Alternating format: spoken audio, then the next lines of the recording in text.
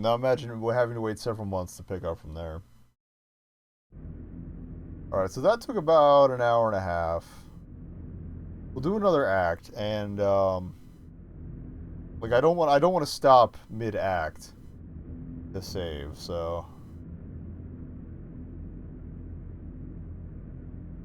oh, okay, limits and demonstrate. Oh, that's right. Well, the store page, the last update said it had all the interludes. So these interludes come between the acts. So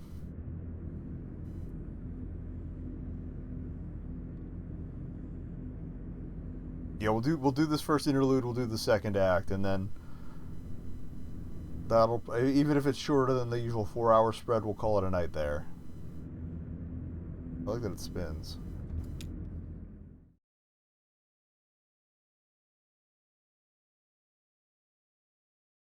I'm also curious if you can play with the hairpin in the middle. We'll do that before we go. Limits and demonstrations. Wait, are these the three that were at the table? Wall text. Limits and demonstrations. A Lula Chamberlain retrospective. Marking the first major public showcase of her work in over 20 years, this retrospective exhibition of work by pioneering installation artist Lula Chamberlain comprises of a diagonal slice through time, place, and form. Pieces on display here were individually debuted over a period of 35 years, designed by in Chamberlain's various homes and studios between her beloved Mexico City. I don't know why I went for the native speak. Let's go for the native pronunciation, Mexico City, and her native Elizabethtown. They represent a range and scale and impact from the intimate warmth of vertex texture fetch to the infamous visage, the latter of which requires a vertical clearance of over 30 feet. Yet these works share a confounding legacy. In each of their debut exhibitions, they were nearly impossible to install. Galleries and museums balked at the scale, power requirements, and highly skilled labor involved in maintaining these works for display. Some of their debuts collapsed under the weight of logistics, only to be successfully executed much later. And so, just as they describe the outer limits of Chamberlain's range as an installation artist, the geographical edges and vertices of her itinerant home life, and the beginning and end of her distinguished career. The works on display here also trace the extremes of our capabilities and the frontiers of our patience as both viewers and exhibitors. Are we capable of viewing these works as they were meant to be viewed? Do we even want to be? Okay.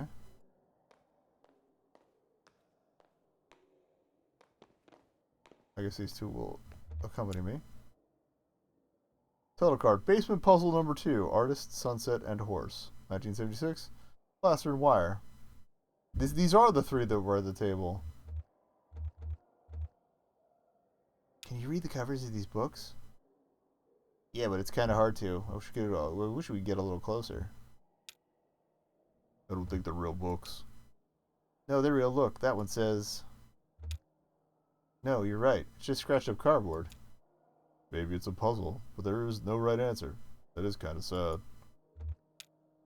It's... Maybe the puzzle's what you make of it.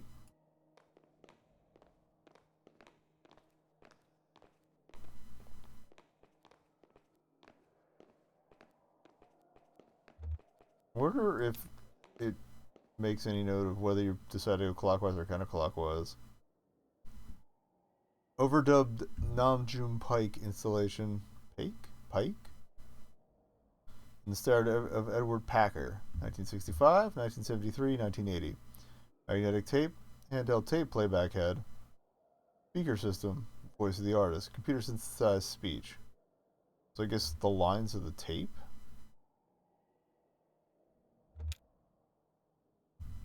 Oh, I read about this one. It's interactive. What's it about? It's an installation by a different artist made of audio tape, and then she took it and recorded over all the tape with her own sounds. Listen to it by running this tape playback head around on it. Try it out. I think you should start in the middle. As Bob drags the playback head along the tape, a woman's voice issues unsteadily from the speakers. We start in the middle. Donald and Joseph are in the hallway. I am in an office. The walls are lined with filing cabinets. A few drawers hang open. The door is ajar. A massive computer looms in the corner. There are some punched cards on the floor.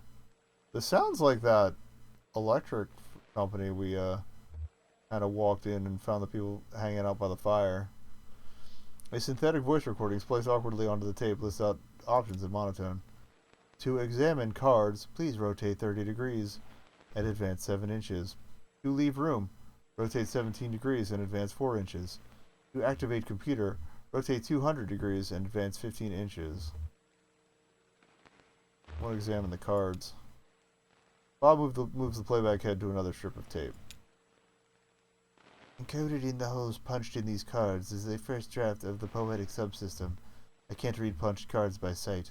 Donald can, I think. Anyway, this version was pretty underwhelming. One of the names sounded was the same name as the guy. Yeah, Joseph, I think, was the guy at the same name as the guy at the oil station. Anyway, this version is pretty underwhelming. To leave room, rotate 17 degrees and advance 4 inches. To activate computer, rotate 200 degrees and advance 15 inches. Activate computer. Bob moves the playback head to another strip of tape. So loud, I love it. I am now holding 2 punched cards. On one of them, Joseph has scribbled a note, caves. The other is blank. To insert caves card, rotate 11... To insert caves card, rotate 11 degrees and advance 2 inches. To insert blank card, rotate 95 degrees and advance 14 inches. Caves. We're on a dirt trail in the park. Or, well, it's not really a trail. It's a trail! Donald.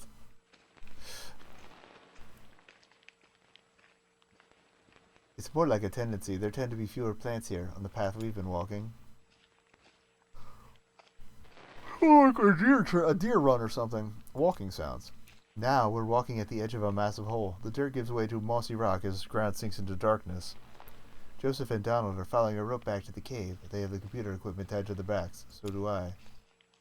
To enter the cave, rotate 65 degrees left and advance 4 inches. That's the only choice? Yeah, that's the end of that one. So 65 degrees, 4 inches.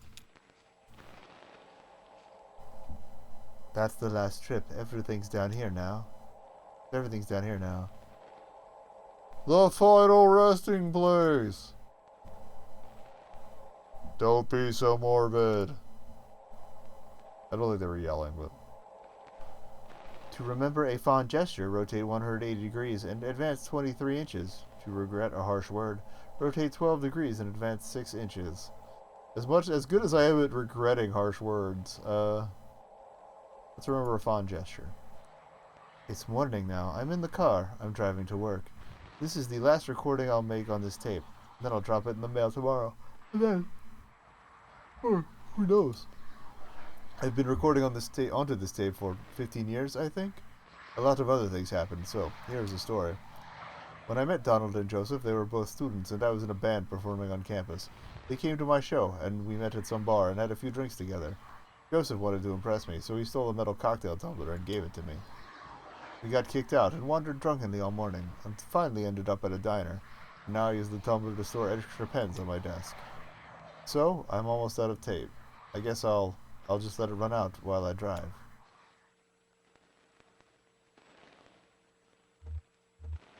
No instructions? No, it's the end of this tape strip. I don't think we ever reached the long one at the top here. Is it cheating to skip over there? I won't tell a soul. Bob moves the playback head to another strip of tape. Think of our work, our research. You'll die in these damn cold caves. What about those men? You'll know they'll come back. We'll go deeper, that's all. They'll never find us. Did you hear their voices? They'll find you, but not me. I'm going back to the surface. Stop, your stupid fight is ringing through the whole damn cave. Joseph is right. We can't stay here. I'm leaving too, but I'm not going back to the surface. I'm taking my station wagon. I'm heading down the zero. Oh, really? Also note the zero is not wiggly. We lost forever. We need your voice for the machine. Lula, it only recognizes your voice. That's weird. I'll send you this tape when I'm done recording. I'll put it in the mail, and then you can see what your damn machine does with it. Oh. Oh, sorry. I mixed up. Oh, that's static there. It's a nice touch. Huh.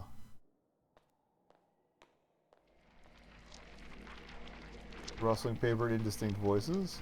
Oh, that's cool as hell.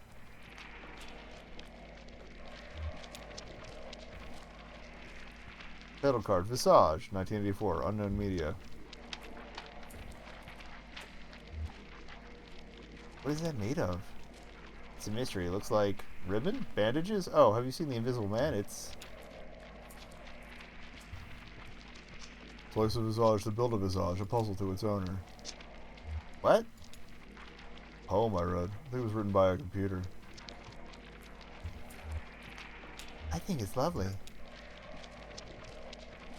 So, slice of visage, I'm guessing it means like they cut up someone else, like a portrait. It's saying rustling paper. I'm guessing it's...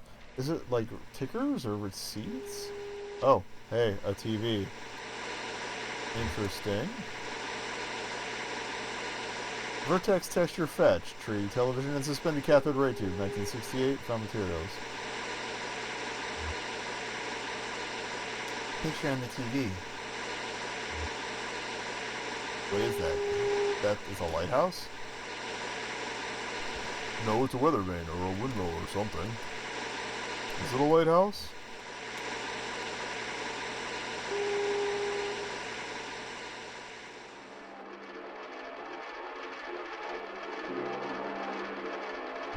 It looks like a microfilm projector. Spinning coin, suspended, correcting triangular motion, 1976. Found material. Didn't you have one of these?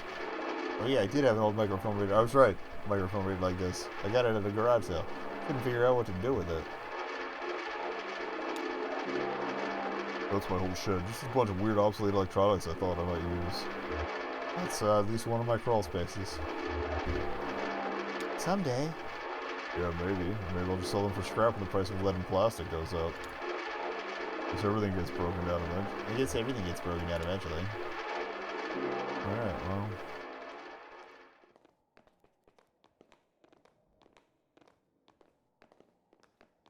Okay, did we check everything? Okay, that was the puzzle, yeah, so. Guess we're out. Loving the suspenders look, by the way.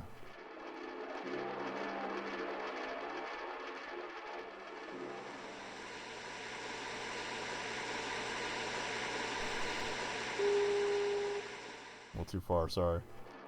The delay on the camera spinning around threw me off, but alright.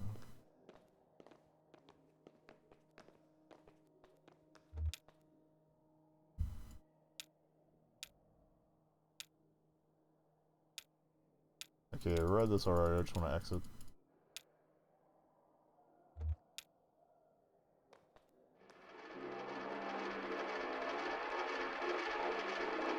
There we go. Yeah, I guess I'm ready to go.